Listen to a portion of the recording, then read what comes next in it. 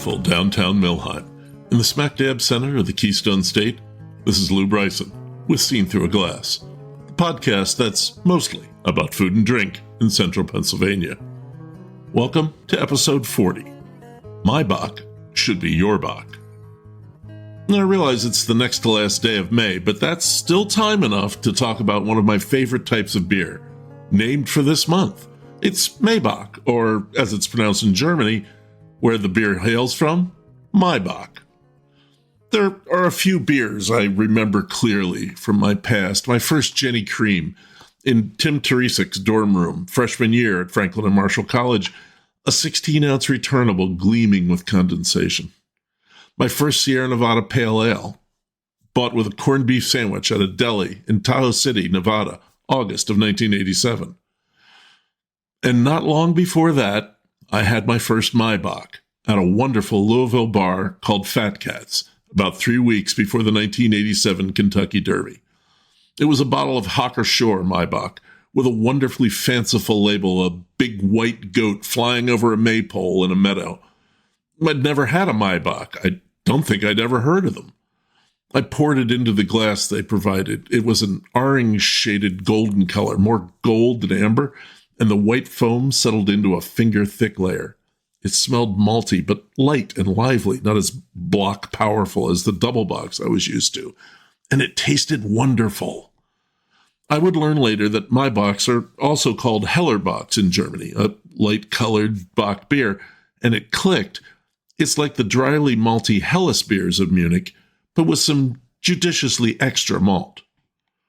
It's been a favorite of mine ever since, which has been painful at times, because as with many of my favorite types of beer, Maibocks are not so popular with other folks, especially American folks. When I was talking about it on Facebook recently, a couple brewers said that Bock sold slower than any other beer, and Maibock sold slowest of all. There's still time to change that. At least, there's still time to change it here in beautiful central PA, because there are Maibocks available at Shy Bear in Lewistown, Axeman in Bellefonte, and I assume at their taproom in Selinsgrove, and at Bowl City Brewing in Boalsburg. There were also 4 Maibocks available in Northeast PA, and that's what drew me up there, out of my central PA comfort zone. There's an old friend of mine up there who goes by Chip the Beer Guy. He shot me a note to let me know that he had cajoled 4 brewers into making Maibocks. He thought we should go get some. I agreed, and that's where this episode came from. But unfortunately, Chip wasn't able to go along with me the one day I could do it. He was competing in a bowling tournament where the prizes were large amounts of Lebanon bologna. But I did make the trip with my friend Dave Dries, who you might recall from the Hanover episode. We went to 5 breweries, and a pizza place, and a kielbassi shop, all in one day. We're going to get to all that, and we'll talk to Chip about what Maibock is and why those 4 brewers made one. But first, here's what I'm drinking today. What I'm drinking today is the new Bowl City Maibock. It weighs in at a hefty 8.2%. When I picked up the sample from brewer Mike Smith earlier today, and my thanks to Bowl City for the freebie, Mike said he wanted to push it up to 8%, pretty much the top of the range for Maibock, but he'd overshot it just a little. It's something you have to be a little careful with, he said, or next thing you know, it's going to be bedtime. I'm just going to stick to 1. This does pour that classic Maibock color. It's just a slight tinge of orange in a deep gold beer. There's some white foam on the top. The smell is clean, malty, just a little bit of like a hint of some pear and sweet orange peel. Let's try this. Oh boy. I'll tell you what, for 8.2%, that's there's still some mouthfeel to that one. That's got a good body to it. It's not sticky or cloying, but it's not water thin either. This is a beer that you know is in your mouth. And the flavor is just wonderful. It's not like Double Bock. It's breadier. It's not as sweet. It is, how to put it, that little bit of fruit does come through.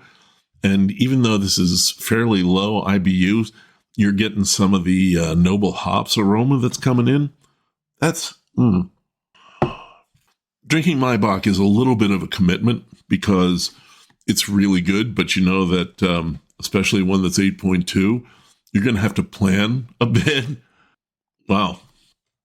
I plan to finish this. It might take me the rest of the episode, though. That's really pretty good. We're going to talk to Chip about Maibock and what makes it great and how he managed to get all those brewers to make one. But before we really get going on Maibock and pizza and kielbassi, it's time for Smack Dab in the Center, sponsored by the Happy Valley Adventure Bureau. Summer events are happening in Center County. This weekend, June 1st and 2nd, we'll see the Nittany Antique Machinery Association's Spring Show. It's out Brush Valley Road from Center Hall, just over the hill from Penn's Cave. You'll see steam engines, antique tractors and farm machinery, tractor pulls, and a variety of restoration projects by the owners, plus a big flea market and real farm-made foods like apple cider, home-cooked soup, and fresh-made ice cream. And if you have a good time, well, it's just a warm-up for their big fall event. Sunday the 2nd is Runnymede Fest, a celebration of unusual, wonderful music at Runnymede Arboretum, located on Rimmy Road between Center Hall and Bollesburg. Runnymede has been continuously farmed since 1794. It's pretty cool just to be there. Saturday, June 8th, is State College Pride Day. It's a best of State College event. There's a parade, a chili cook-off, and of course, a drag show, along with a lot of other things. The following weekend, you'll want to get to Bellefonte. June 14th and 15th is the Bellefonte Cruise Classic Auto event and street fair. And the 15th is also the Central PA Tasting Trails Summer Craft Beverage Expo in Talleyrand Park. Yes, that's Father's Day, and I can tell you this father would like to enjoy that day in that way. See all these events and plenty more at the Happy Valley Adventure Bureau website, happyvalley.com. Now let's get to that interview so we can all learn about Maibock. I met Chip years ago when I was promoting my book, Pennsylvania Breweries. It was a guide to the breweries of PA, all of them at the time, along with the nearby good beer bars and fun things to do.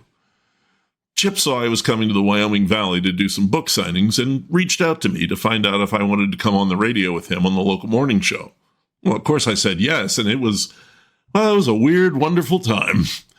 Chip brought an electric skillet into the studio and made pancakes and fried up some sausage. We drank beers with it. We talked beer with the DJs. We talked about my book. We had a great time. I ran into Chip a couple times after that, and we stayed in touch online, but as he'll tell you, he kept tempting me with great NEPA stuff, and mostly I kept not going up there.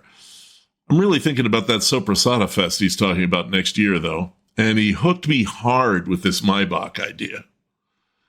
About 2 weeks ago, well, I had things planned for a couple of episodes, and then out of the blue, Chip sends me this text.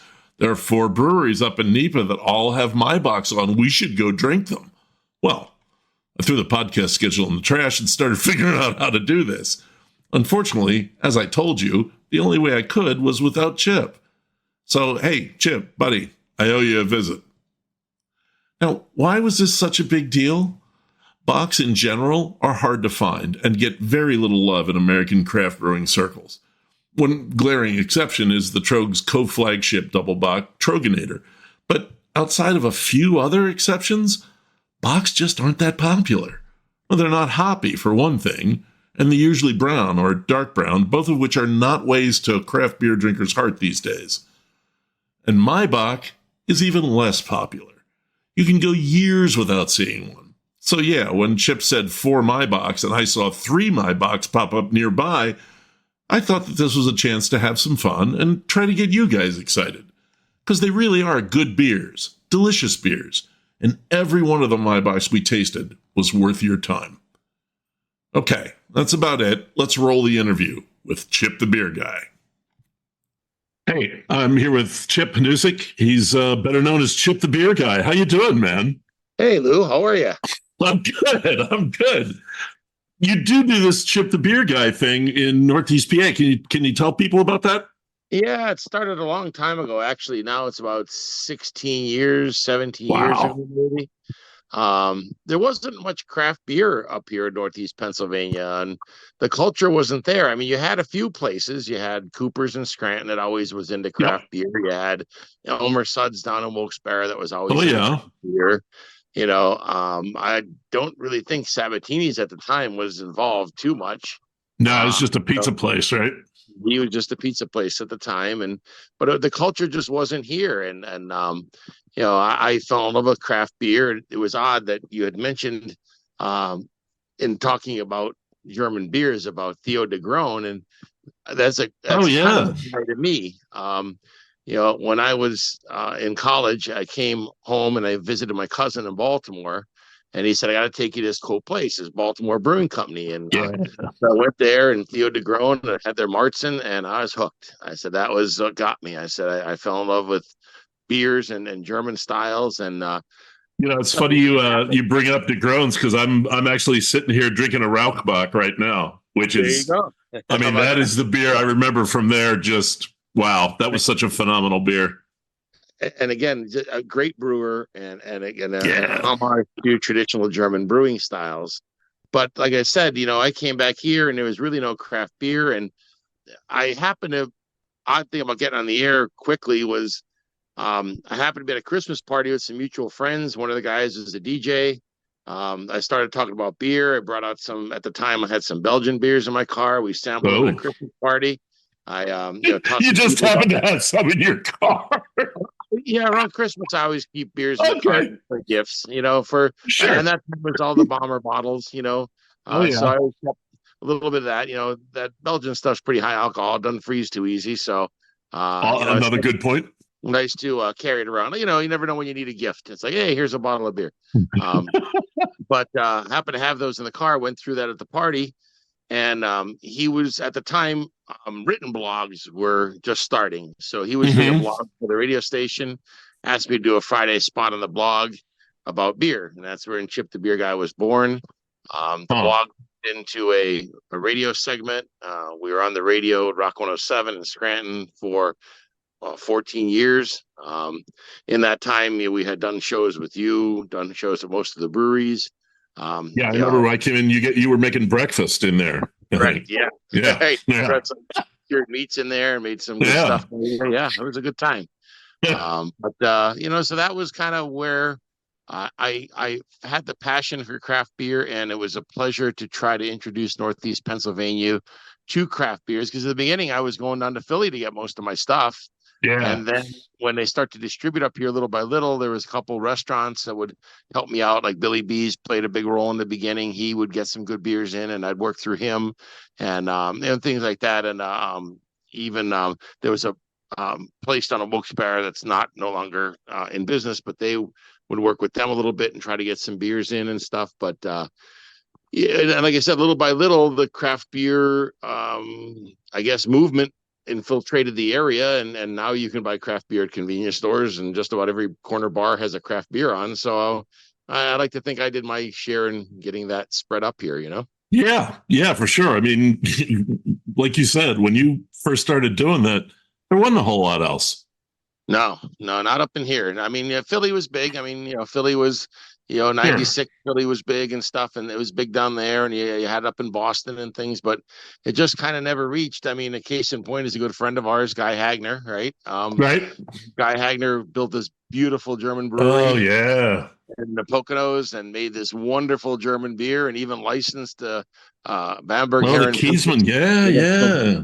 I mean, like one of the best pilsners in the world, and didn't sell. It just couldn't Yeah. go. It just didn't. Yeah. Yeah, and again, so it was just kind of a little bit before its time. I mean, uh, WT Hackett's or JT Oh Hackett's yeah. was the Yeah. first brew pub in Scranton, and that didn't last very long. That was Terry Hawbaker was the brewer there, and they Yeah. tried. It just didn't. It just didn't Yeah. catch on. The culture wasn't here yet, and Yeah. so we had to develop that. And once we developed it, now we're doing pretty well.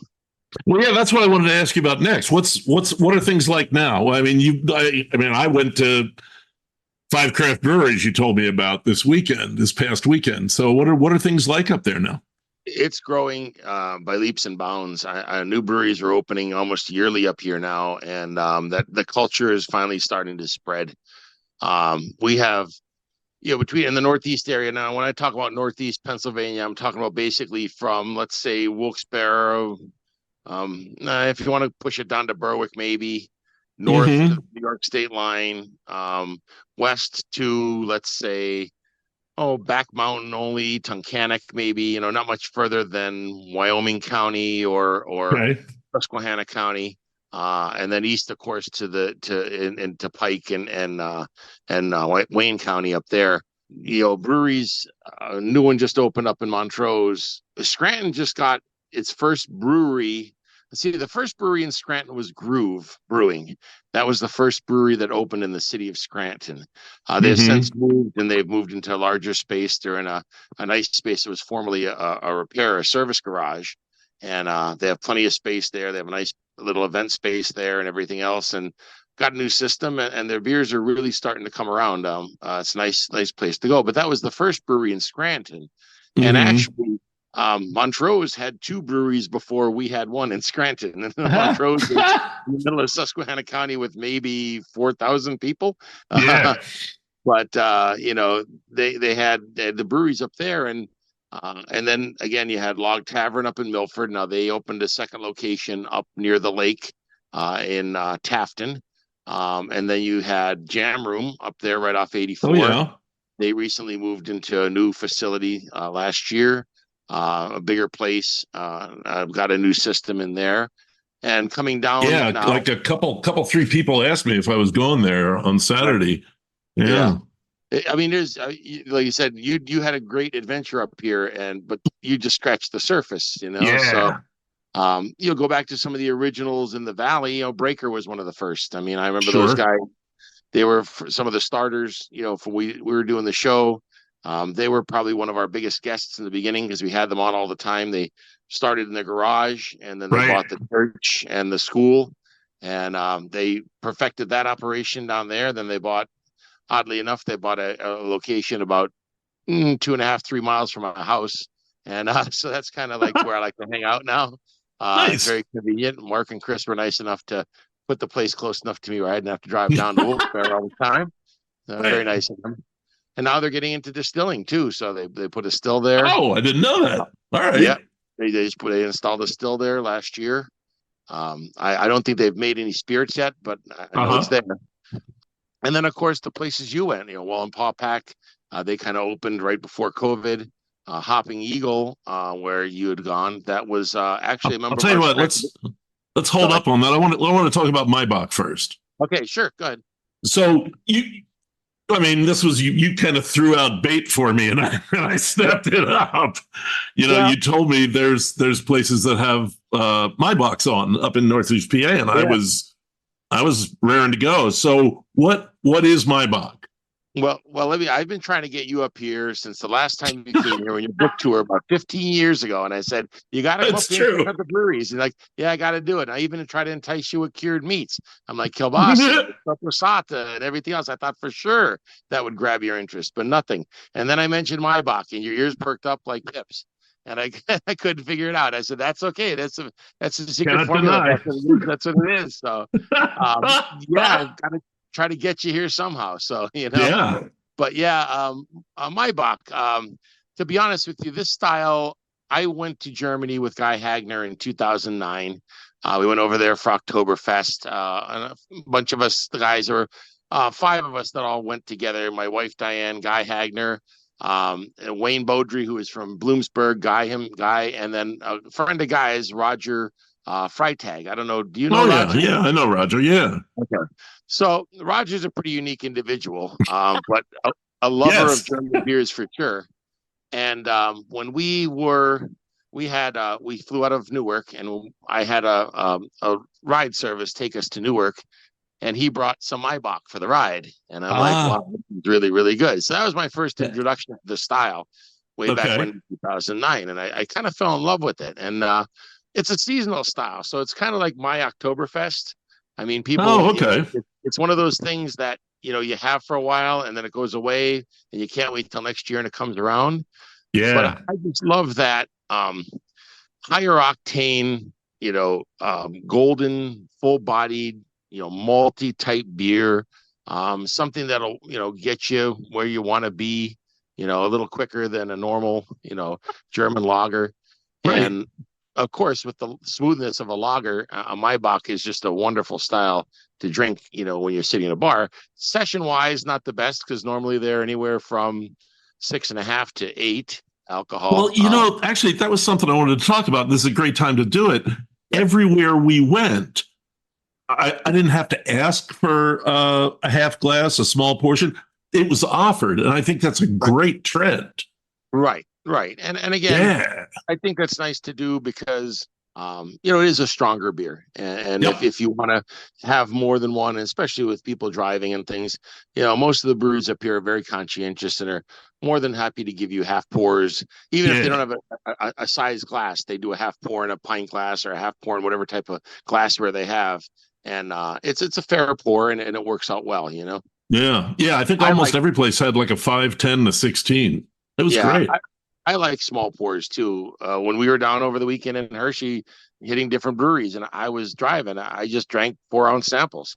And like, sure, don't want anything else? I said, no, it's enough. I mean, I try the beers, I had to try a couple, and I'm not, I don't feel that feel bad about driving around with that, So it worked. I think is a way to satisfy everybody. Yep. Yeah, it doesn't hurt that we're both big guys. Yeah, that's the other thing. There aren't very many good things and positive things about being of the larger stature. That's right. That's one of them. Being able to absorb more alcohol than most and not affect that blood alcohol percentage. Yeah, that's kind of a bonus, I guess. But yeah, hey, we're both married, so that part's over. So I mean, why not, right? That's right. We found the love of our life, so I'm losing my hair. I don't care. That's care. Right. That's right. Whatever. All right. So how about we go through each brewery one at a time? I started. Sure. You suggested it was a good idea. Go to the farthest one and work your way back. So we started out at Wallenpaupack outside of Hawley. The Maibock came on a side pull tap, a Lucre tap. Yes. It was clean and neat, and you had the 3 options: the Mliko, the Snit, and the Hladinka. Mm-hmm. It was just great. Yeah, what a great way to start, huh? Right? Yeah, you can't ask for more than that. Yeah, Logan, the brewer up there. You got a chance? Yeah, actually, I got a small interview with Logan. I'm probably going to be running that after this. So yeah, no, great guy. He's a great guy, and kind of about Logan. I've been going there since they opened, and Becky Ryman, who's the owner, I spoke with her in the beginning over a lot of different things and talked about some different stuff. And I professed my love for German beers and lagers in particular. And this was before the lager craze. I mean, you notice the lager craze such as it is in the past couple of years. Everything old is new again. So, Guy Hagner always said I would never serve a beer that looked like a hazy IPA and I get fired. So he's getting his wish. Right. Although, and in the same thing, they also had 2 milds on. 2 milds. Yeah, I was blown away. Yeah, and then again, that's another thing. Now it's nice to get those lesser styles and Wallenpaupack. You're starting out there at a great location of a variety of different beers. I mean, you've got a little bit of everything there. I mean, he's made Grodziski. He's made all kinds of different. He has an ancient beer series there that he makes all different types of different historical styles of beer.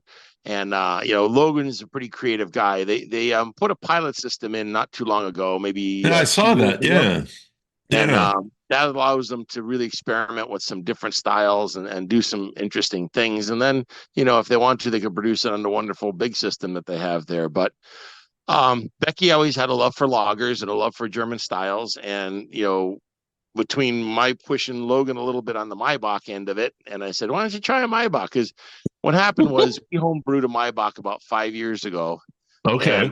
I took some up and shared it with all these brewers. I said, "This is my Maibock. We triple decocted it, and I lager fermented it, wonderful, and it came out delicious. It was a great homebrewed beer. So I took it and I shared it with all these brewers that I'm talking to you, about. So I said, this is my version. They're like, wow, that's really, really good. And I said, it's a beer that's not offensive to anybody. I don't, if you drink a normal yellow lager beer or, a production beer, you could find that beer pretty easily. I mean, it's not Maibock is not that far a step away. exactly. It's not sour. It's not dark. It's not hoppy. Right. So if you let someone try that, they're like, hey, I get this. I got this. So that was my point and try to introduce that style. And I kind of pitched it to Logan and he ran with it and they came up with their version, what they called Maibock for a couple of years. Yeah, of course, keeping with the outdoorsy names of beers that they had for their beers. It was a German deer, Maibock. And I thought that was interesting. So this year, they actually, because he created this Love of Lagers series, which is a wonderful thing because they make so many different lagers up there now. Yeah, they morphed it into the Helles, and it's that's kind of the modern version of the Maibock, I guess you could say, because the Hellerbach, they go by either thing, right? I mean, it's kind of traditional Germans call it a Maibock, I guess, and the young kids call it a Hellerbach because it's cooler, I guess. So, okay, I guess. I mean, but same beer, and he knocked it out of the park this year. I missed it when they introduced it. It was actually Russian Easter, and I couldn't get up there. It was he had it on the Foss. He had it on the Gravity Foss, and I'd love to have tried it on the Gravity Foss. But second best on a side pool Luger tap with a dimple glass. It's just I mean, much better than that. That's beautiful. Like, I went ahead and had a full one there to start, and knocked it back to halves after that. I saw that dimple mug, and I was just going for it. Yeah. So you said you took up your home brew. The next stop at Hopping Eagle, Ron told me that he had used your recipe. Right. So that Ron was originally, before he started Hopping Eagle, he was a member of our Scranton Brewers Guild. So we were home brewers all together. And then he jumped off and started his own place, went pro. And it's been 4 years now, I think. I think he's into his 5th year now that he's been pro. But he graciously offered us as home brewers in the Scranton Brewers Guild to come up there anytime we wanted to and brew our recipes with him. To try it out on a big system, or like at that time it was actually, when we first started, it was a 1-barrel system. Now it's a 3-barrel system. But he said, "Come on up, we'll do it." So I took my recipe, and he uses my exact recipe. So that's my malts, the exact malts. I use Weyermann malts, and I use a Weyermann Pilsner and Weyermann Munich 2, and I use Hallertau Middle Fruit hops. And my proportions and my IBUs that I did in my home brew, we worked it up. Upscaled it and made it on the system. The first year came out fantastic. It was awesome, unbelievable, great duplication. The second year, we missed it a little bit. I think he tried to adjust it a little bit. I think what it was he had a little bit of Munich 2 left over and said, rather than save it, just put it in. Different. And it did. And it did. It made it a little too malty for my liking. And then last year we nailed it again. We tweaked it back. He went to the bigger 3-barrel system. We brought it back to the original recipe. Last year's was fantastic, and this year's I think he nailed it again too. So I'm very happy that that's kind of my namesake beer up there. It was actually the highest ranked Maibock in the state on 2023 on Untapped. Nice, that's great. Yeah. Well, it doesn't mean nothing. That's pretty good. It beat out a Maibock from Tired Hands, and it beat a Maibock from a brewery out in Swickley, out in Pittsburgh. So there you go. I was pretty happy with that. So that feels pretty good. If I stopped brewing Maibocks at all these other breweries, maybe I'd stand a chance of repeating. But got a lot of competition now. So, you gotta spread the love around. Right, spread the love around. So, competition. Next place was way out in the sticks, last minute. Yeah, I'm looking at this. It's not even close to anything. Oddly, it's close to my house, which is nice. So I guess that actually is my Friday hangout. We go up there Friday after work, and they're open till 9:00. They close early, and it's just a steel building and a guy's yard, and a brewery. Extremely relaxed. Yeah, very chill. They have some great music, local music up there on the weekends. Food trucks. And then, like I said, they have always the first Friday of every month. The Dishonest Fiddlers, a nice local bluegrass band, is always there. So where they're on Fridays just happens to work out pretty good for that. Well, Um, but EJ, the owner and brewer up there, again, haven't been going there now for about 4 years. Well, pre-COVID, we got to know them really well, and I talked to EJ and I said, let's try to do some different things. And he said, yeah. He goes, I'm always up for something different. Like he loves his big double IPAs. Don't get me wrong, and he makes these big hoppy hazy beers, but he'll also try some really unique different stuff too, like Dunkelweizens and Doppelbocks and things like that, and Imperial Stouts. And he's well, always his was the biggest one we had all day. It was 8%. Yeah, that one was good. And I'll tell you, it drinks like it's not 8%. So you have a couple of them after cutting the grass, and you're ready for bed. It puts you, it relaxes you. So it's that nice after work relaxing beer when I want that nice cold beer that goes down good. And I from what he said, it's going pretty well up there. We actually brewed that one in December, oddly enough. And he said it was between Christmas and New Year's. He said, come on up, let's brew the Maibock. I was like, well, it's not going to be ready till like May. And he said, that's all right, I'll just lager it. I'm like, okay. So he lagered that for about 2 months and just had it kept cold. And the brightness of that beer, like that's unfiltered, that's no centrifuge. Oh, wow. That beer pours crystal clean, that's a beauty. bright, and gorgeous looking, a really pretty beer, pretty good looking beer. And I thought, right on mark too. Now he used a different German hop, and he used some different, he used German malts, but not Weyermann. It was kind of his recipe, and I went up there and helped brew with him, and then we tweaked it a little bit to get the SRM and the IBUs to where I thought they should be. Had the IBUs a little too high. I cut them back a little bit. And then, I mean, I got to say, if there's a fault American brewers have, they tend to think, oh, Maibock, that's a German lager I can put hops in. Yeah. No. The malt is supposed to shine. It's all about the malt. And so we tweaked that. We took the IBUs down a little bit, just dialed in the SRM a little bit, got a little bit darker than we originally had it. And I shoot for that. I like that golden color. Like some people, it could range up to like a light Marzen. But I like that golden color, not straw yellow, not yellow. Yeah. If I get a straw yellow Maibock, I almost don't trust it. Yeah. Yeah. No, I hear you. That deep gold color, just one step above amber, like one step below amber, I should say. Yeah, it's part of the appeal. Yeah, exactly. And it looks pretty in a glass. You put it in a glassware, that gold looks pretty, and the effervescence coming out through. It's almost like it's as pretty as a Pilsner in the summer, So so that was his story with that one. He brewed it, and that was his first time brewing it. And to me, I think he knocked it out of the park. I mean, I thought he really did well with it. That was his first time. Oh, that was good then. Yeah. That was the first time he ever made that beer. Yeah. And so the last place we went, Benny Brewing, and I've already told you about this. I was shocked by this because the last time I went to Benny Brewing was not long after they opened. He was in his parents' basement.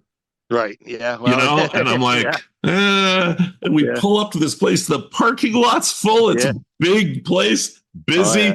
I'm like, did I go to the right place? And the logo is still exactly the same. What the heck happened? People just loved it there? Yeah, Ben started out brewing at his father's restaurant. His father owns a restaurant up in the east end of Nanticoke called Lou's Blue Room. And it's a great Cajun restaurant. They butcher their own meats. So he butcher and dry ages all his own steaks. So if you want good meat and good steak and healthy portions, you can't beat Lou's Blue Room. And then plus wonderful Cajun food up there. But he was born out of there. He had a little Sabco, 1-barrel Sabco system. He brewed it right across from the bar, and had a little system up there, and went up there a couple of times, met him, kind of liked his beers and stuff. And it was just he had the Hoppenstein and the Amber, and he still makes those beers today. And, we took one of these beers down to Philly Beer Week for an event. Right. And then he opened that new place. So I'm going to say, about 5 years ago now? I mean, time flies with COVID. COVID kind of changes your scope on things. You have to remember really does. When you think about, let's see, it's been a couple of years, but then there were 2 years we really didn't do anything. And so it's got to be about 5 or 6 years he's been open now, and started with just a general building, and the outside was all open. Then he closed in that patio with Oh, the okay. garage doors, put the pizza oven there. That was a new addition. Then he closed in the backyard there and made those beautiful fire tables out back, and bought that piece of land next to him, expanded his parking lot up in that corner. And the neat thing about his place, and they got to hand it to the guy. He's only open 5 days a week. He's open Tuesday through Saturday, no Sunday or Monday.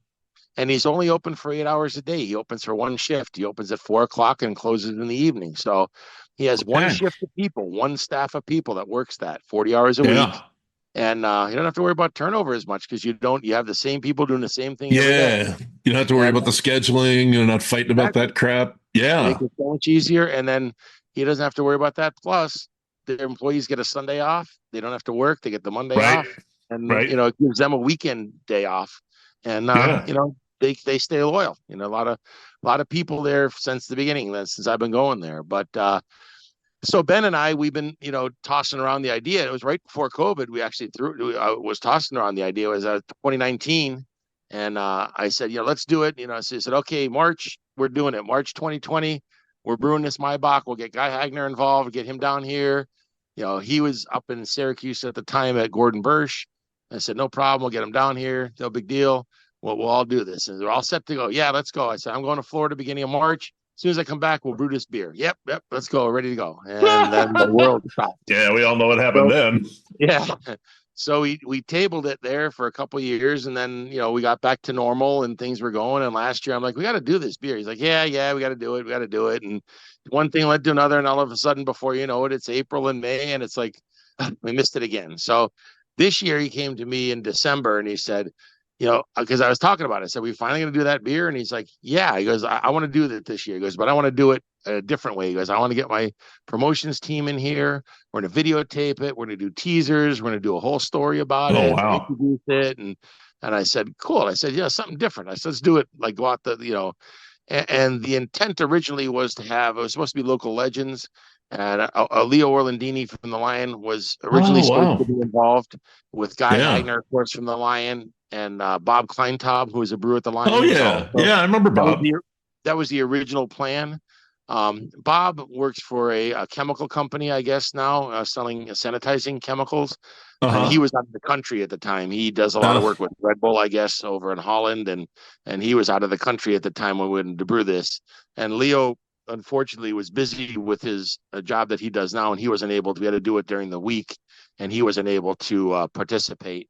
But Jaime Huardo did stop by.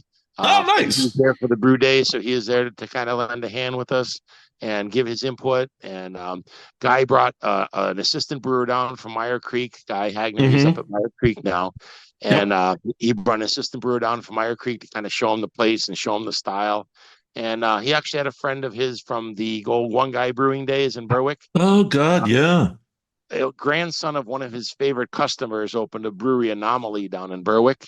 And he actually had him come up, for the day because, Guy, if you know anything about Guy Hagner, he has three loves in his world. Well, I should say maybe more now because he has a grandchild. But he has his wife. His wife and family will count that as one. Right. His love of German beer, of course, count that as two, and his passion for pizza. So he's a pizza. I thought you were going to bring the dogs in, the Wheaton Terriers. Well, yeah, I was going to throw it in. We're starting. The list is kind of getting long. When I started thinking about it, pizza. He is crazy about pizza. Yeah. So when Benny put this wonderful Italian wood-fired oven in there, I said, "Oh, Guy's got to come down to play with this." Guy is the guy that actually puts like tinfoil inside his home oven to try to get up to 700 degrees so he can make crispy crust. So he brought special dough down. He brought ingredients down. He brought an olive tapenade that he likes to put on pizza. And then he wanted to recreate his this pizza he used to have down at one guy called Steve-O's Inferno. Oh, Steve-O's Inferno, He brought all the ingredients down and made a Steve-O's Inferno. And Steve-O, the namesake of that beer, is the brewer at Anomaly Brewing. So of course, he gave a tray for the owner of Anomaly to take back to Steve-O. He said, here, he couldn't be there. It was actually Steve-O's wife's birthday that day we brewed. He couldn't come up. So that's how we ended up down there for that brew day. But it finally happened, and brewed. That was more Guy's vision of a Maibock. So Okay. all different Maibocks, 4 different Maibocks, my recipe, Logan's take on it, EJ's with a little tweaking, and then Guy's, and like, but it was my pushing the love of the style in these areas that get them to brew here. So we've got 3 down here right now. Shy Bear is doing one. Actually, Axeman does one every year. I think it's the best beer they make. And now Bull City is doing one. A new place that it's been there about a year. Is this? They're in Bollesburg. Okay, all right. Yeah, you know where the military museum is? Yeah. Right across the street from the Pennsylvania Military Museum. Oh, okay. All right. Yeah. So is Maibock a trend that everyone's missing, or is this just chance? Well, judging by when you posted you're on the Maibock tour, how people say Bocks don't sell and nobody likes Bocks. Oh, I know. Oh my God. Some of those brewers were brutal. Yeah. They said we tried it and it died on the tap, And Yes. and I think he actually said rotted in the tank. I was like, wow. Yep. But I think it's a matter of selling it. It's a matter of marketing. See, that's what I always think. If your Maibock isn't selling and it's good, you're not selling it. Right. Because people see Bock and the first thing they think of is Bock beer, right?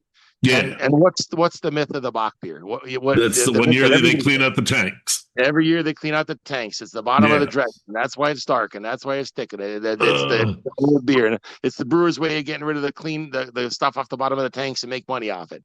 So people have this preconceived idea. When you say Bock, that's the first thing they think of is that scenario. So I think that has a lot to do with the stigma, if you want to call it that.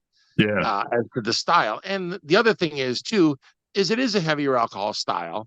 And depending on where you're at and what your clientele is like, if you're in a young, hip, fit clientele, high alcohol beers maybe not be so much the beer that they'd like to drink. They maybe like something lower in calories, because now you got to remember Maibock's not actually low calorie beer either. No, it's not. A lot of residual sugars left in there and a lot of carbs. It's not for the faint of heart, that's why us big guys have to go after it, because we can handle that. Right. That's right. But so I mean, if you're one of those people who, well, I like to drink beer, but I also like my Tito's and Club, well, like you might not want to have something that's that caloric. But now lagers are making a return, so lager styles are coming back. You're seeing more pilsners, you're seeing more Helles lagers, you're seeing more breweries make these traditional German styles. So you never know. I mean, people might find it as a nice bridge to bring back that style. Yeah, I mean, it might be a discovery thing. You like lager? Here, try this. Exactly. And I mean, you get people to understand lagers, because, I mean, again, we're going to talk about typical stereotypes. When I say lager, what do people think? Yingling, right? They're like, right. Yingling. Capital L. Oh, it's not amber? What do you mean? All lagers are amber. Amber's lager. No. So that's when you slap them upside the head. Say, sit down and let's grab a beer. I want to talk to you. So, Pennsylvania. But that's what I'm saying. So it's that education process, Yeah. And I'm sorry, we're about out of time. I got to wrap up. Great talking to you. Thank you for doing this, and thank you for bringing it up. Okay, next time, cured meats, my friend. Okay, you got it, brother. I know it's Mother's Day weekend, but the Soppressata contest, it's a Saturday before Mom's Day. Bring the wife. You're killing me. I'll talk to her. That's how you keep a good woman. So, all right, Lou, thanks for everything. Nice talking to you, Chip. And good luck with everything. Thank you. Take care, man. Thanks. Have a good night. Yep. Bye-bye. All right. Well, I had to do a Zoom interview with Chip with the lesser sound quality and time limit that comes with it. I'll try to find a better way to do these. It was a great setup for a good day. Dave and I left after breakfast and headed east on Interstate 80, then up I-81, and then east on I-84 to the exit for Hawley. We rolled up to Wallenpaupack Brewing right about noon. It's a big place with lots of stone, big solid wood furniture, and a lot of taps. I went straight for the For Love of Lager Hellerbach at 7%. And when I saw that it was on a Lucre side pull tap and came in a dimple mug, I decided this was going to be my full beer for the day. I think I've explained the Lucre tap before, but we'll do it again. Lucre, L-U-K-R, is a Czech company that developed this tap a little over 30 years ago. Caught on in the U.S. about 10 years ago. There's a side tap, like I said, instead of the top, and when you work the side tap, and there's a smaller flow control lever, you can control the amount of foam that's delivered in the glass. And this is not your usual beer foam. There's a small screen inside the tap that mechanically shears the beer, creating a storm of tiny bubbles. This is called wet foam, and there's a lot more beer in it than in ordinary beer foam. I got a full pour of Hellerbach in a dimple mug, and it was a thing of beauty. A burnished gold body of beer under a bright white head of 3 fingers of thick, mousse-like foam. The aroma was richly malty with notes of fresh bread, just a hint of fruit. It was clean as a whistle, tasting of the malt and filling my mouth with, well, it was filling my mouth with joy. It was quite satisfying, and as Chip said, I don't see how anyone couldn't like this. We talked to head brewer Logan Ackerley. Okay, actually, I got a short interview with him, but for the first time in over a year and a half, something went wrong, and I didn't get the recording. I'm not sure what went wrong. It was a good interview. We talked about the malt balance and why he put it on the Lucre tap, because the tap really brings out lager aromas better, but it's all lost. Sigh. Sorry. Anyway, after I had the beer, I bought some cans of their dark mild and a 4% smoked mini Bock called Pocket Bock. Both of them were delicious. I can't say enough good things about Logan's beers. It's a 3-hour drive out there, but I'm definitely going to stop the next time I'm in the area. And he said they're going to be getting distribution in Williamsport soon, so keep an eye out for Wallenpaupack beers there. Dave and I rolled on into Hawley, maybe a 5-minute drive to our next stop, Hopping Eagle Brewery, in the old Hawley Silk Mill building. Hopping Eagle was kind of quiet, but it was picking up as we sat there. I got a 5-ounce pour of the Spring is Bock Maibock at 7.6%. Remember, this was Chip's recipe, and it was slick with malt, not a hitch in it, clean and tasty, with a bare hint of hop spiciness on the nose. The brewery itself was small, but it was right there beside the bar over a half-height wall. It was cool to see it right there, not behind glass. Dave tried a glass of their Devil's Well, a fruited imperial stout that reminded me somewhat of the old Weyerbacher Raspberry Imperial Stout, a very fond memory. Hopping Eagle was a relaxed stop, and I would recommend going back there. From there, well, it was a 50-minute drive over hill and dale and Poconos to Last Minute Brewing, and thank God for Google Maps. You know, I'm still not sure exactly where we were. I mean, apparently not far from Chip's house, but, you know, I've been to Chip's house, and I'm still not sure where I was. Google got us there without a problem, though, and we drove up the gravel drive to a steel pole barn with big open doors. The brewery, well, everything was inside. You could tell right away because it's just a big open space with the brewery tanks around the perimeter and tables in the middle. The Maibock here was called Never Bock Down. Craft brewers have never been afraid of puns, and it was a full 8%. I got a half pour and sipped. This one was a bit fruitier, as you'll often get with a big lager, but not sticky sweet. Again, well done, no flaws. Kind of wished we had a driver along so I could go deeper on this one. Well, we were well ahead of schedule, so I decided to have another half pour, but of a session hazy IPA called I Pledge Allegiance. It was totally hazy and had a beautifully full nose of pine and tangy fruit. I did not regret that. We left there and went on to Susquehanna Brewing, which has changed quite a bit. When they first opened, their slogan was People Beer from Beer People, and they had a great lager, Golden Cold, that we drank quite a bit of, and a black lager called Pils Noir that was delicious. These days, Susquehanna still has Golden Cold, and Dave and I each had one, which was good, but over 2/3 of the tap were some kind of fruit beer. I mean, that's not bad in itself, but it's not the people beer this beer person was looking for. And there wasn't a Maibock, which Susquehanna often has. We left. We made a stop for pizza and another for kielbassi, but I'm going to talk about that a little later. Right now, I want to wrap up the Maibock tour with our last stop at Benny Brewing. As I mentioned to Chip, I was completely surprised at the size and success of Benny Brewing. Well, I guess I was surprised at how full the place was, but I'd always thought Benny made good beer.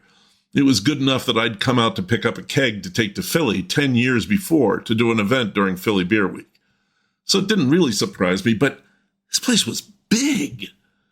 I went to the back of the bar because that's the only place I could find 2 seats while Dave had a smoke. I ordered up a local Legends Maibock, the one that all the brewers had got together and brewed. I'll tell you what, too many cooks had definitely not spoiled this broth. This came in lower than the others that day at 6.5%, but it was an easy jar indeed, clean and friendly, with the malt singing right out front. Take your favorite Helles, dial it up 2 notches, and you've got this glass. Dave came in, got the same, and we chatted with the couple sitting next to us, dedicated beer tourists, and quite nice. It was a really German beer experience right there in Wilkes-Barre. Well, that's the tour. We enjoyed the Maibocks, and the places were all ones we'd go back to. Would have liked to try the food at Benny's and Wallenpaupack, but there are limits. And we're lucky here in the smack dab center. We don't have to go all the way to NEPA. Did I ever explain that NEPA is Northeast PA? Yeah, sorry about that. Anyway, we don't have to go all the way out there for an annual Maibock fix. Axeman still has theirs on tap. Shy Bear is still running their dry-hopped A Bockwork Orange. And hell, Bowl City's Maibock just came on last week. Do not miss these beers. For yourself, it's good beer. For the brewers, well, they need encouragement that this kind of beer will sell, that people like it. I can see me dropping the hook at Bowl City or Axeman sometime soon and having a few. Why not join me? It wasn't just a day of drinking. There's a whole galaxy of foods peculiar to Northeast Pennsylvania, and one of these that doesn't get enough credit is the local pizzas. Jim Mirabelli is single-handedly doing a lot to remedy that with his highly rated NEPA Pizza Review blog, and I heartily recommend reading it and following him on Facebook. He is crazy about Northeast PA pizza in all the right ways, and his mania is infectious. See, like I've been passing along to you on occasion, there is no one true way to pizza. What's great about American food is not the steamrollered sameness of fast food franchises, but the mad idiosyncrasy of our regional invention and adaptation. You may not like all the ideas. I'll admit, I'm not nuts about sweet sauce pizza, but I maintain that you have to try before you condemn. And you, by God, do not have to give in to the New Yorkers' insistence that only they make good pizza. There are pizzas in Connecticut, Chicago, Detroit, and yes, Scranton that can stand right up to them, so long as you're open to new ideas. Jim identifies 3 pizzas at the heart of NEPA pizza identity. The best known is probably Old Forge Pizza, from the town by that name. There are 11 pizzerias in this town of 8,500 people, and they all make this rectangular pizza with its crunchy bottom, light spongy crust, peppery sauce, and blended cheese that goes so well with a glass of red table wine. There's the pan-fried Sicilian, a deep dish pie that sizzles in the pan from the hot oil that's been poured in there, crisping the crust like nothing else, onion-laced sauce, and a top layer of, yes, Wisconsin cheddar cheese. The third is Pagash. It's a pierogi pizza. That's right, this is a pizza that's most often a Lenten season treat, but can be found in some NEPA pizzerias year-round. Like a pierogi, there's mashed potatoes, cheese, onions, and whatever the cook feels would go good with it. It's unique, and yes, it's pizza. Don't try to say it isn't.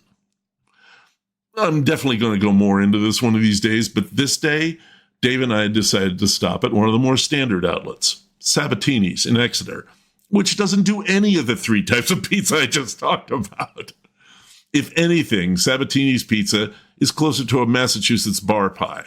Thin crust, generous amounts of sauce, served brutally hot right out of the oven. It's crisp, The sauce is a little bit sweet. The toppings are excellent. But I can't lie to you. While I do like the pizza at Sab's, the real reason we were there was the beer. Sabatini's has been a destination beer bar for years now. I included it in my Pennsylvania breweries guidebooks back in the day. Dave and I kind of laid low this time, settling for a cold draft each of Hofbrau Original Lager. But I've seen and drank some incredible beers there. Mad Craft Brewer one-offs, Duvel Green, Chimay Sans-Salt, Schlenkerla Rauch beers. It is well worth your time to get way off the beaten path and visit this place. It was also a great chance for me to finally meet a longtime Facebook friend, Tom Brennan, in person. Tom and I had missed each other narrowly a few times before, always at Sab's, but this time we finally did meet up, and it was a pleasure. We had a good talk with Tom, mostly about beer, and tore into a pizza. But we had to hit the road again to hunt for another NEPA specialty, smoked and fresh kielbassi. Look, depending on where you are in Pennsylvania, the delicious Polish pork sausage that can be had fresh or smoked, but always redolent with garlic, might be pronounced kielbassi or kielbassa, but I guarantee you every butcher who makes it and their customers who grill them and fry them and put them in soup will tell you that theirs is the best, and they're right. How do I know? What do I mean?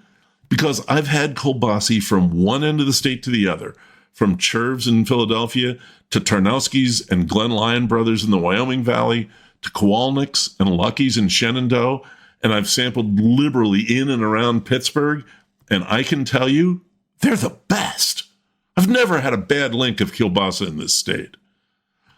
But when I saw that our route to Benny Brewing was going to take us literally right past the front door of Ketch's Kielbassi shop in Wyoming, PA, I knew we were going to have to stop. Our old family friend, the late John Lilac, was a native of Plymouth, the next town over, and he always talked about how good Fetch's sausage was. And he'd bring big loops of it to our family gatherings. We'd slice up the smoked and grill up the fresh, and it was, well, the best, like they all are.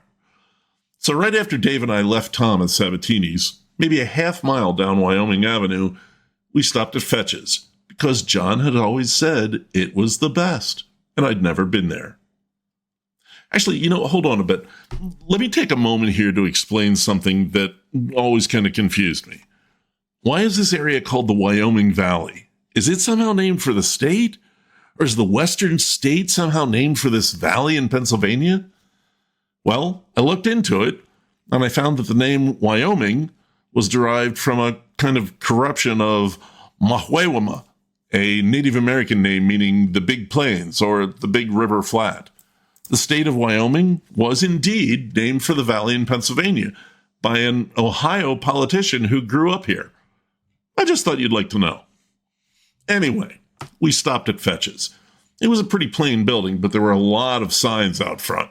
Fresh meat, kielbassi sausage, porchetta, chicketta, smoked ham, and a big sign over the door reminding us that it was time to order the ham. There was also a hand-lettered board with their hours by the door and a note at the bottom that said, "We're all fussy about meat." You go in the door, and it's a butcher shop on the right and what looked like a kind of tiny flea market on the left, with a dispirited woman sitting behind a table. We stuck to the meat side. There was a white-haired guy named Dave running that by himself. There were large packs of smoked kielbassi in the deli case, each one between 3 and 4 pounds. I got one of those and a container of their fresh-made horseradish. Dave warned me that it was real hot. It was hot. I don't know if I'd say real hot. There were some of the vaunted hams, and they did look good. My friend Dave got a thick rope of the fresh kielbassi, and the room-filling aroma of garlic that came off of it demanded respect. So how was it? Well, I have to be honest, it was all pretty expensive. The 3.5-pound pack of kielbassi I got was almost $60. The horseradish was $20 a pound. But that was some damn good sausage. I don't think I'd get it every week or even every month. For a holiday treat, absolutely. And the fresh stuff Dave got was delicious when he grilled it up a few days later. Chip's right. I gotta get back up here for more cured meat products. Well, that's about it, but I do have some news that is probably going to affect the show some over the next 5 months. I just signed a contract to write a new American whiskey book, and I'm going to be diving into that ASAP. What does that mean to you? Well, it means you're probably going to get more whiskey content over the next 5 months, just because I'm going to be traveling, talking, tasting, and thinking about whiskey at least 6 days a week. If I'm going to keep doing the show, I'll have to do some synergy stuff, make the content work for both projects. We'll see if I can stick to schedule with the show. May have to go on a reduced schedule or a full-on hiatus in September and October. I'll keep you posted. That's the show. Thanks to Chip Hanuscik for the interview and for bringing together a ton of Maibocks. And thanks to Dave Dries for going beer hunting with me. It's always better with a wingman. As always, you can see those episode-related pics on Instagram at STAG Podcast and on Facebook at Seen Through a Glass. If you're listening to the show on the radio at WSOV, there are over 30 more episodes to enjoy, including a Milheim episode and a Nittany Valley episode. You can find Seen Through a Glass on Spotify or Apple Podcasts or on the Podbean app. If you'd like to toss a bit in my hat to keep the show going, I have a coffee button in my Instagram link tree, that's at Stag Podcast, and at the Facebook page. It's an easy way to drop me a few bucks online to help keep this going. And if you've already donated, thank you. You know, there are a lot of odd town names in Pennsylvania. Pot Liquor Flats, Normal Square, Nanty Glow, and of course, always Intercourse. But odd? That's just opinion, right? Let's talk facts. Kleinfeltersville in Lebanon County has the longest single-word town name in America, with 17 letters. Okay, it's tied with Mooslick-Beguntic, Maine, but it is the longest. The next episode is something you asked for.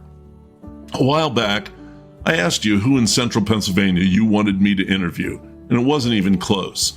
The people's choice was straight-talking Al Kominski, the pizza boy himself. Owner, founder, brewer at Pizza Boy Brewing in Enola. I visited 4 other breweries on the Western Shore while I was down there talking to Al, and I'll tell you about that too. More beer coming in 2 weeks. Until then, thanks for listening. This is Lou Bryson on Seen Through a Glass from the smack dab center of the Keystone State.